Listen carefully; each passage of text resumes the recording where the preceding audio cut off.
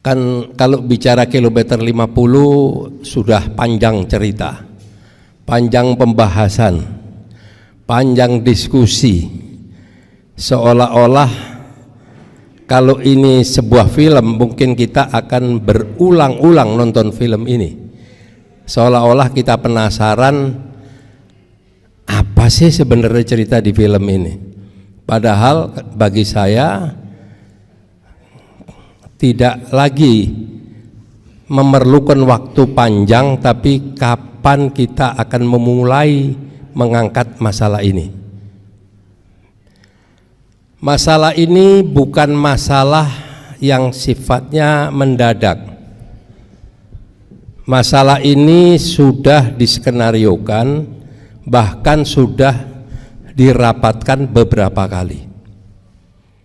Dari mana kata dirapatkan beberapa kali? Saya langsung mendengar dengan telinga saya orang dalam menyatakan, saya pernah rapat itu berkali-kali tapi saya tidak pernah dilibatkan. Ya. Saat itu Kapolrinya adalah Idam Aziz, Kapoldanya adalah Fadel, Kabareskrimnya adalah Listio Sigit. Saat-saat itu yang namanya Kapolri itu kewenangannya mungkin tinggal setengah atau mungkin sekitar 40%. 60%-nya lebih banyak dikendalikan oleh di luar Kapolri, di luar Polri, yaitu di 3 huruf. Cerita tadi sudah sempat disinggung oleh Saudara Aziz, adanya kita waktu duduk di Megamendung, kita kebetulan duduk di rooftop, Habib lagi menemuin beberapa orang-orang media, tiba-tiba drone berjalan. Bahkan kita sempat bercanda, drone gitu kan. Ternyata operator drone ketangkap di pintu masuk oleh Laskar, oleh penjaganya Habib Rizik, dan akhirnya tadi yang seperti diceritakan Saudara Aziz, bahwa sampai beruntun Munarman turun, Munarman memeriksa, dibuka ada kartu anggota bla bla bla bla. Bagi intelijen, kalau operasinya ketahuan, itu sama dengan orang mabok atau kalap. Nah, disitulah sudah mulai menjadi target. Di pihak Polri bagi saya itu hanya menerima feeding saja, menerima order. Ya, ini ada order, kerjakan.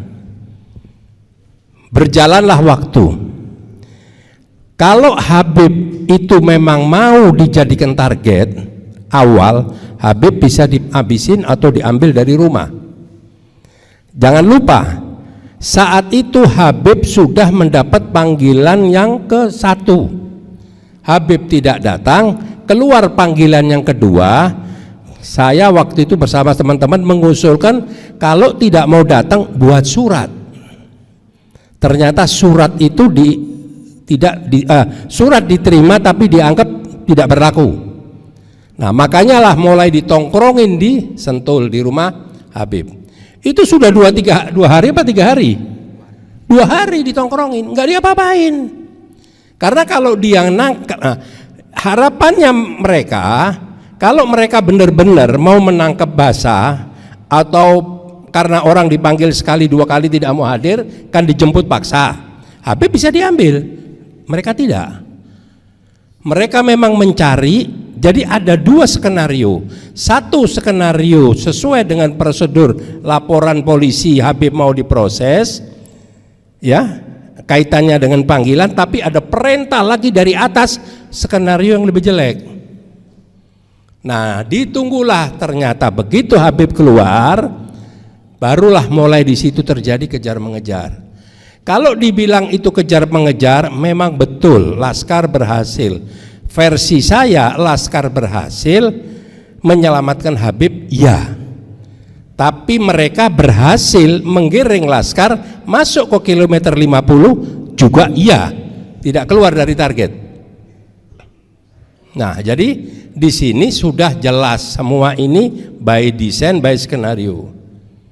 Nah, kalau sekarang kita mau bicara, tadi sudah disinggung masalah novum, Kapolri Sigit sudah pernah bicara waktu RDP di DPR.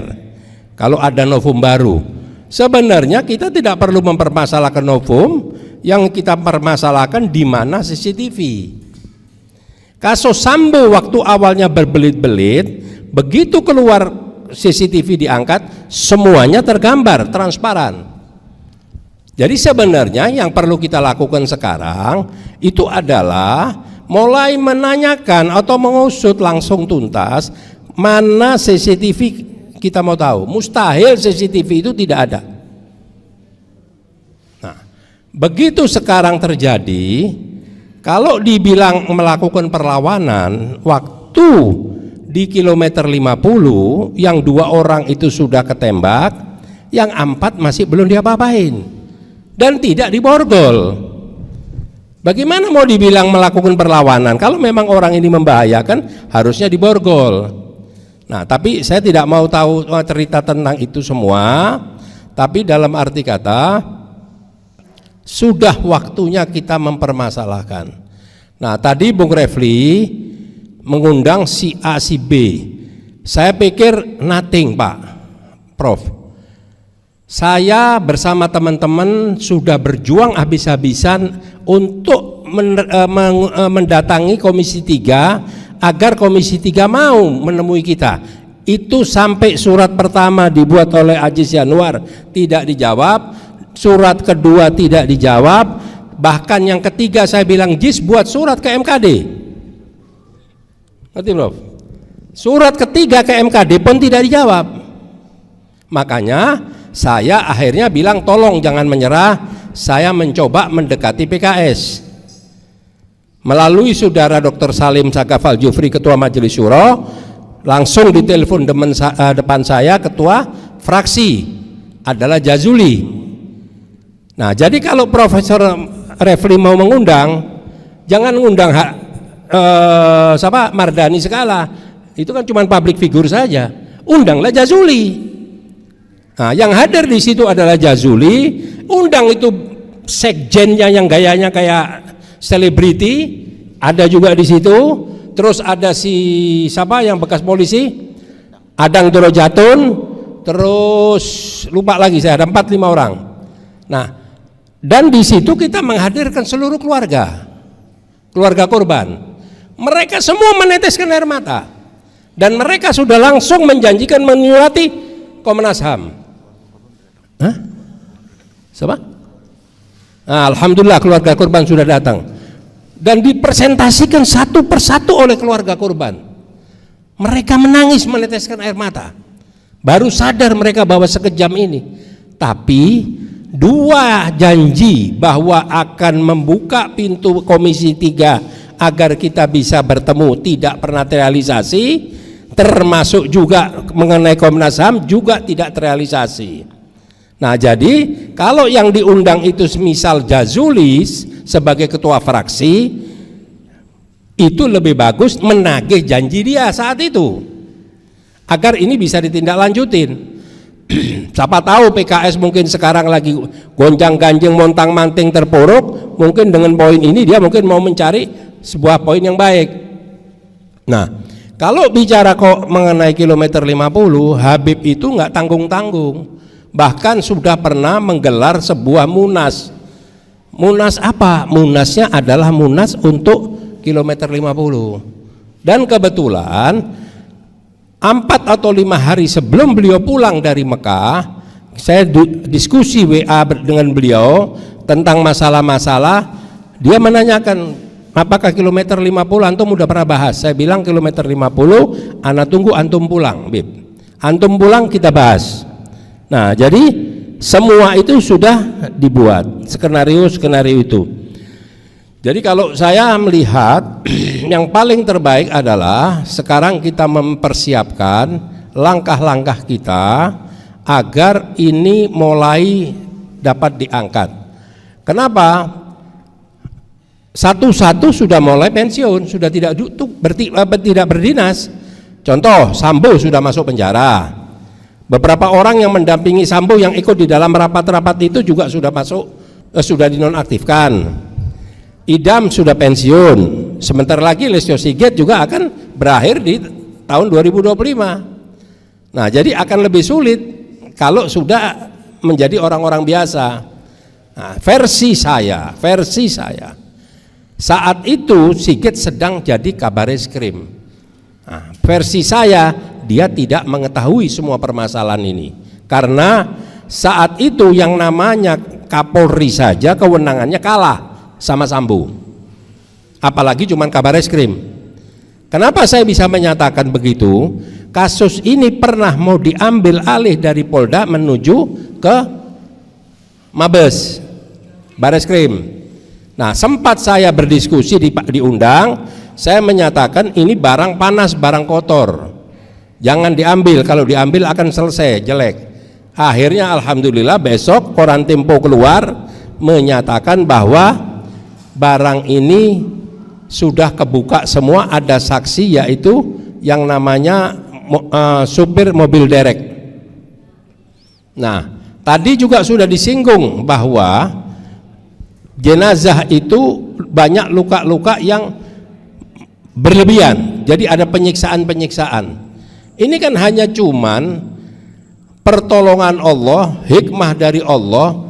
Sebenarnya kalau mereka itu benar-benar tidak dibuka, ditutup matanya, mereka tidak perlu membiarkan orang korban-korban ini masuk ke rumah sakit Polri.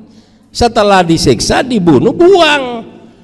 Tapi Allah membuat skenario lebih bagus, dibuatlah, masuklah ke rumah sakit Polri, dan akhirnya alhamdulillah dibawalah kembali ke Petamburan. Bahkan saya sampai 4 jenazah atau 5 jenazah ikut memeriksa, ikut memandikan sampai selesai semua. Nah, kalau kita sekarang masih berharap-harap dari orang-orang Gerindra, ya kalau kemarin saya sempat waktu di podcastnya Prof. Refli Harun, saya juga ditanya. Cuman kalau tadi saya baru ingat Romo Safi, waktu itu saya bilang Romo Mangun, saya salah. Jadi memang Fadlizon juga ikut menemani, ikut mengawal dari rumah sakit Polri ke Petamburan. Tapi hari ini tinggal tergantung, kalau yang namanya Prabowo sudah berani cerai talak 6 dengan Jokowi, barulah orang Gerindra berani bersuara. Kalau sekarang ini kan masih pisah ranjang, tapi ketemu di luar, percuma kalau menurut saya. Tidak akan banyak hasilnya, tidak akan, ngapain kita mesti pusing-pusing. Kita fokus saja udah sekarang. Kalau mengharapkan Natal Pige sama juga. Kenapa saya bilang begitu? Coba bayangkan rekomendasi dari Komnas HAM menyatakan luka yang di punggung itu adalah kalau tidak salah dianggap ada kemungkinan kalau orang ada penyakit dalam, penyakit lambung atau apa, meninggalnya punggungnya bisa melepuh. Kan gila itu omongan. Orang kita lihat, kita dibalik bolak-balik sama kita Haji Munarman, itu luka lecet punggung itu, jadi diseret itu orang. Nah, jadi itu Prof yang bisa saya sampaikan tadi. Jadi memang ini sudah diskenariokan, dan saat itu versi yang saya dengar itu rapat-rapat itu yang adakan adalah Sambo. Ya. Dan orang yang mencerita sama saya, orang juga berbintang, menyatakan saya tidak pernah diajak, mustahil, ini nggak masuk akal, mestinya saya tahu nih, kalau saya tahu saya akan cegah dan lain sebagainya. Ini versi yang saya dengar. Saya pikir mungkin itu. Terima kasih atas kesempatan yang diberikan pada saya. Mohon maaf kalau ada tutur kata atau hal-hal lain yang kurang berkenan. Terima kasih Prof. Sekaligus saya kembali ke tempat. Waalaikumsalam warahmatullahi wabarakatuh. Ya teman-teman semua, itulah tadi keterangan dari Ustadz Yusuf Marta yang menceritakan tentang peristiwa KM50, dan sangat menarik ya penjelasan dari Ustadz Yusuf Marta tadi. Bahkan Ustadz Yusuf Marta bercerita informasi sebelum kejadian KM50, ada beberapa informasi yang didapatkan oleh Ustadz Yusuf Marta. Dan informasinya juga menurut saya tidak kaleng-kaleng ya, karena dia menyebutkan, yang menginformasikan kepada beliau itu tadi dia menyebutkan orangnya berbintang, artinya juga petinggi ya. Dan ternyata kejadian KM50 itu sudah ada rapat rahasia sebelum kejadian KM50, dan yang mengadakan rapat tersebut Ustadz Yusuf Marta tadi mengatakan bahwa itu adalah Sambo. Ya, dari penjelasan Ustadz Yusuf Marta tadi tentu membuka mata kita ya, bahwa mereka melakukan makar atau tipu daya, dan terbukti Allah membalas makar atau tipu daya mereka, dan Allah sebaik-baiknya pembalas makar itu. Dan semoga saja kondisi sekarang ini bisa menguntungkan ya buat keluarga korban KM50, agar segera dibukanya pengadilan HAM untuk keluarga korban bisa mendapatkan keadilan dalam kasus ini.